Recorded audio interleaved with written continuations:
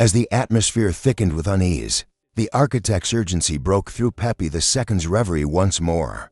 "Your Majesty, my loyalty to you begs that we act swiftly. The city swells with hunger-fueled resolve," he insisted, his voice trembling slightly as the walls seemed to echo the unease rippling through the court. Pepi's brow furrowed as he absorbed the weight of those words, the golden trappings around him feeling more suffocating than ever before. "We are gods among mortals," he thundered, seeking to drown out the doubt creeping in like an uninvited shadow. "What is a little rebellion to one born of divine blood?" Yet even as he spoke, a flicker of doubt threatened to unravel the tapestry of confidence he so desperately clung to. The contrasting tension was palpable, as courtiers waited with bated breath to see whether delusion would reign, or if reality would crash through the palace doors like an unrelenting tide. Pepi II raised his scepter higher, eyes shining with a mix of anger and defiance. "By the very Nile, I command the tides of fate," he bellowed, trying to project an image of invincibility to the courtiers surrounding him. The sound of his voice echoed like a thunderous storm, but the architect remained steadfast, the weariness etched in his features betraying his loyalty's exhaustion. Yet the people grow weary of empty promises. "My king," he urged, desperate for the Pharaoh to see beyond his gilded fantasies. As shadows danced on the walls, the murmurs of the hungry crowd outside grew louder, a chorus of human strife that challenged the illusion of Pepi's divine reign, forcing the old ruler to confront what he had long avoided. "Silence, architect." Pepi II snapped, his voice resonating within the opulent chamber as he fought to retain his grip on reality. He glanced around, seeking validation from his courtiers, but their averted eyes told a different story, one of fear and doubt creeping into the hearts of those who once revered him. "What are these murmurs but the wind's folly?" he demanded, his bravado faltering under the relentless assault of truth. The architect stepped closer, resolute yet trembling at the precipice of insurrection. "Your Majesty, the air is thick with discontent. Their hunger is no mere wind." Pepi's heart raced, for he felt the trembling beneath his gilded throne grow more pronounced, like an earthquake whispering promises of upheaval.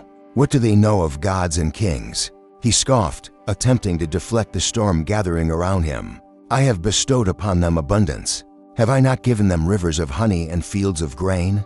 Yet beneath his bluster, he sensed the darkness seep into his very foundations, threatening to crumble the edifice of grandeur he had built atop oblivion. The architect pressed onward. "It is they who gave you this throne. It is their will that sustains your divinity." Pepi's eyes narrowed, recognizing the reckoning in the architect's gaze, but his pride clashed with reality like thunder and lightning in a brewing tempest. "You dare speak such treason?" he hissed, power surging through his scepter as he resisted the encroaching tide of doubt. The architect raised his hands, palms outward in a show of submission, but his conviction burned brighter than ever. "I speak the truth, O Pharaoh. To ignore it is to condemn us all, to strangle your legacy in the cradle." For a heartbeat, Pepi II faltered, the weight of generations pressing down upon him. Would the mighty king who graced the world with his absolute rule be remembered as a tyrant or a god? The echoes of the people's suffering began to drown out the symphony of melodies inside his palace, puncturing the gilded bubble he inhabited there. Amidst the conflict and tension, he knew he was not merely the ruler he envisioned. He was a man, mortal, wrestling against the tides of fate that might sweep him away. "Your words drape heavy upon my heart, architect," Pepi II conceded, the tremor of anxiety unmistakable in his once commanding tone. The weight of his scepter felt both familiar and alien, a relic of authority that now felt so tenuous in his grip. "Yet, what would you have me do? Shall I kneel before the masses whose grievances I have cast aside?" In that moment, time seemed to stretch, the air thick with apprehension as both men played their respective roles. In a dangerous theater of power dynamics, the architect took a step closer, emboldened by the Pharaoh's moment of vulnerability. "No, Your Majesty, it is not submission that I seek, only understanding," he urged earnestly. "Rulers must listen if they are to be upheld. Let us not spiral into a void of chaos fueled by our neglect." Pepi's heart raced as he battled against the memory of robust feasts and joyous echoes, longing to cling to the visage of himself as an untouchable deity. "But he hesitated, the dichotomy of his existence unfolding before him. They have always known my will, my might. The architect's gaze bore into him, unwavering, revelatory and green with the promise of change. And yet, each breath they take reverberates with sorrow. Their loyalty can shift like sand, and when the tide comes, it will not spare your throne. A jolt surged through Pepi II, retreating into a silent reverie where echoes of laughter morphed into uneasy murmurs. He felt like an emperor marooned atop a crumbling edifice, fragile yet unwilling to accept the degradation of his reign. If I am to act, what form must that action take? He asked, a vulnerability cracking through his facade like an imperceptible fissure in a priceless urn.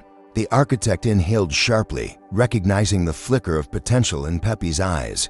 Perhaps it begins with a boon, an offering to the people for their sacrifice. Show them you hear their cries. Restore hope where bitterness has festered. Pepi recoiled slightly at the thought, a chorus of laughter in the recesses of his memory urging him to recoil from humility.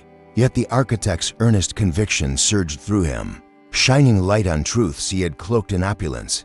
As the night deepened and tension clung palpably in the air, Pepi II understood his reign could either usher forth rebirth or inscribe the legacies of forgotten tyrants.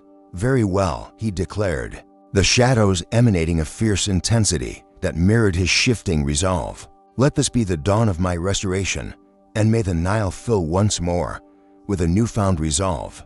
Pepi II stood, at last acknowledging the depths of his kingdom's despair. Let the royal guard stand ready, he commanded, his voice firm yet laced with an unfamiliar tremor. We shall not hide behind gilded walls any longer. I will address my people.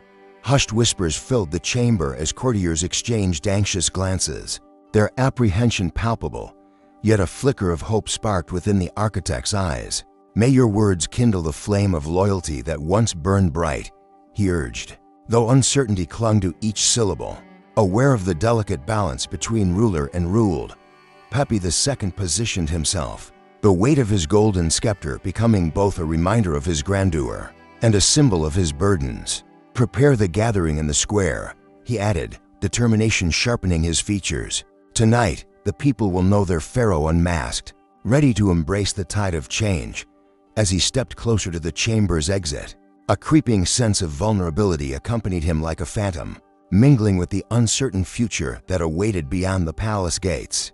The anticipation hung heavy in the air as Pepi II approached the grand balcony, overlooking the square. His heart racing with each step, the once mighty Pharaoh now felt the enormity of his responsibility, a burden laid bare by the gaze of his people expected to receive him. As he paused, the overwhelming cacophony of dissent swelled like a tempest, filling the space with the murmur of hopes and frustrations. He took a deep breath, summoning the strength buried beneath layers of opulence, and raised his scepter, his voice echoing filled with resolve. People of the kingdom, he called out, the timbre of authority ringing like tributaries converging. I stand here not just as your Pharaoh, but as one who hears your cries. A silence fell upon the crowd, a collective intake of breath hanging like fragile glass, as the reality of his presence transformed the moment, igniting wavering hope amidst the shadows of despair. With each word spoken, Pepi II felt a fracture in the facade he had maintained for so long, a glimmer of truth cracking through as he began anew, where power was anchored by understanding and shared burdens. King Pepi, he continued, his voice steadying with each heartbeat, I recognize the weight of your suffering, the hunger that gnaws at your spirits. As he spoke, the crowd shifted, a ripple of shared discontent easing into curiosity, hesitant yet hopeful for the change he promised. Let us forge a new covenant, one where your voices rise alongside my own, a harmony built on trust rather than fear. The Pharaoh's words bridged the chasm formed by years of neglect, casting seeds of acknowledgement among the restless multitude, who now dared to dream of a future together. From this day forth, he proclaimed, the fire of determination burning brighter, my reign shall be one of abundance shared. Echoes of hope began to swell, intertwining with the whispers of dissent, forging a fragile yet palpable connection between ruler and ruled as Pepi II began to reclaim the essence of his kingdom. In that moment, as Pepi II gazed out over the crowd, he realized that true power lay not in opulence or fear, but in the unity forged through honest recognition of shared humanity. With each declaration, he began to mend the torn fabric of his kingdom, forging a legacy that would resonate through time. History remembers conquerors, but it never forgets legends. Subscribe to XL History, because the past is closer than you think.